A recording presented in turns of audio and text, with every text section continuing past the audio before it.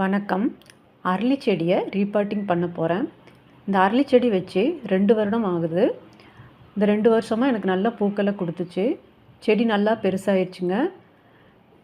இந்த தொட்டி இப்போது விரிசல் விட ஆரம்பிச்சிருச்சு. அதுக்கு என்ன காரணம்னா, இதில் நிறைய ரூட் அதிகமாகிடுச்சு. செடி வளர வளர தொட்டி ரொம்ப சின்னதாக இருந்ததுனால அதுக்கு போதுமான இடம் இல்லை. அப்புறம் அந்த மண்ணில் இந்த சத்துக்களெல்லாம் போயிடுச்சு. அதனால் செடி பூக்காமல் ரொம்ப டல்லாகவே இருந்துச்சு. இப்போ பலத்த காற்றடிச்சதுனால அந்த செடி அப்படியே சாஞ்சிருச்சு.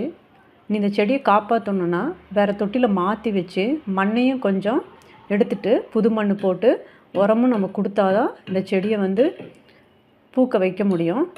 இப்போ இன்றைக்கி இந்த செடியை எப்படி ரீபாட்டிங் பண்ண போகிறேன் அப்படிங்கிறது தான் இந்த வீடியோவை ஃபுல்லாக பார்க்க போகிறீங்க. கொஞ்சம் வீடியோவை ஸ்கிப் பண்ணாமல் பாருங்கள்.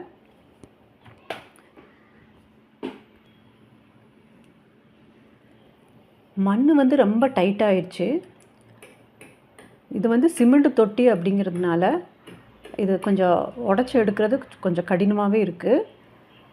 இந்த செடிக்கு எந்த ஒரு பாதிப்பும் ஆகாமல் கொஞ்சம் கொஞ்சமாக கொத்தி எடுத்துகிட்டு இருக்கேன். இந்த மண்ணில் பார்த்திங்கன்னா ஒரு சின்ன ஒரு புல் கூட இல்லை. ஏன்னா ஒரு சத்துமே இல்லாதனால தான், இல்லைன்னா அந்த களை செடிகள்லாம் வளர்ந்துருக்கும். ஒரு சத்தும் இல்லை. அந்த செடி ஏதோ சத்தியத்துக்கு நின்றுட்டுருக்கு.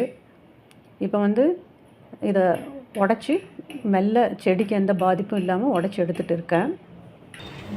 ரூட்டை டேமேஜ் பண்ணக்கூடாது, அடிக்கிறதே தப்பு. கையை வச்சு எடுங்க.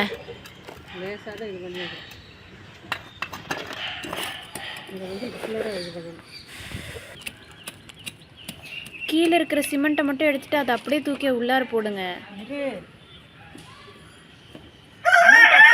அவசியம் இல்லை. அப்புறம் புது மண் மாற்றி என்ன அவசியம்? அதுக்குன்னு ரூட் எல்லாத்தையும் எடுத்தீங்கனாலும் செடி வராது. அப்படிலாம் இல்லை. நான் சொல்கிறேன் பாருங்க, நான் செடி எப்படி வருதுன்னு நீங்கள் பார்க்கலாம். சத்தே அதோட இதில் தான் இருக்குது. அது எல்லாமே அதில் தான் உறிஞ்சி வச்சுருக்கோம்.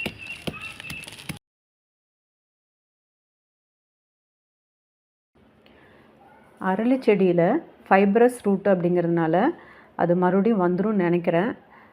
அதனால் சுற்றி வர இருக்கிற ரூட்டுகளை நான் குறைச்சிக்கிறேன். அப்போ அந்த மண்ணையும் குறைச்சிட்டு நம்ம வேறு ஒரு பாட்டில் மாற்றிடலாம். இப்போ பாட்டுங்கிறது நான் ஒரு ட்ரம்மு தான் நான் எடுத்திருக்கேன். இந்த ட்ரம்மில் அதிகமாக மண் பிடிக்கும். அதனால் நான் இந்த ட்ரம்மில் மாற்ற போகிறேன்.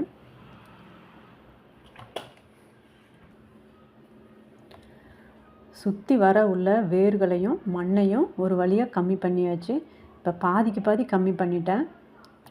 இப்போ நம்ம ட்ரம்மில் மாற்றிடலாம்.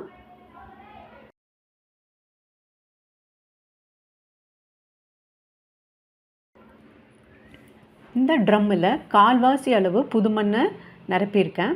அது கூட தொழு உரம், நல்ல மக்கிய தொழு உரம், அதாவது மண்ணில் கலந்து ஒரு 6 மாதத்துக்கு மேலே நான் வச்சுருக்கேன். அது அதைத்தான் எல்லா செடிகளுக்கும் நான் கொடுத்துட்டு இருக்கேன். வேறு எந்த உரமும் நான் பயன்படுத்துறது இல்லை. அது ஒரு 6 மாதத்துக்கு மேலே நல்ல மண்ணோட மண்ணாக மக்கி இருக்குது. இப்போ அதைத்தான் நான் இந்த ஒரு ஃபில் பண்ணிகிட்டு இருக்கேன். இது ஒரு மண் கால்வாசி. அது ஒரு சின்ன ஒரு பாட்டில் ஒரு 3 கப்பு இருக்கும்.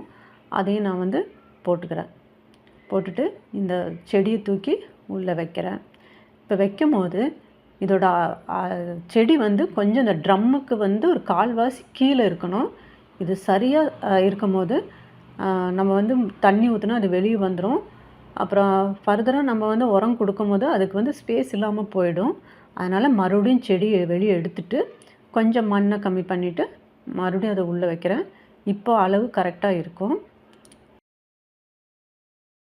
இப்போது மேலே மண்ணையும் தொழு உரத்தையும் போட்டுட்டு நல்லா தண்ணி ஊற்றிடலாம் 2 கப்பு. இந்த செடி ஒரு 2 மாதத்துக்கு பின்னாடி எப்படி இருக்குன்னு நம்ம பார்க்கலாம். பாருங்களேன், இப்போ 2 மாதத்துக்கு மேலே ஆயிடுச்சு. அதில் நிறையா கீரை செடி, கீழா நெல்லி செடிகளும் வளர்ந்துருக்குது. நம்ம ஆள் சின்ன ரெடியாக இருக்கான். எப்போ நான் சரின்னு சொல்லுவேன்னா அப்போ போய் அந்த கீழா நெல்லி, அந்த கீரை அதெல்லாம் கொத்தி சாப்பிட்டுட்டு போயிடுவார். இப்போ செடியும் இப்போ பார்க்குறீங்க நல்ல பூக்களை கொடுத்துருக்கு, நிறைய மொட்டுக்கள் இருக்குது.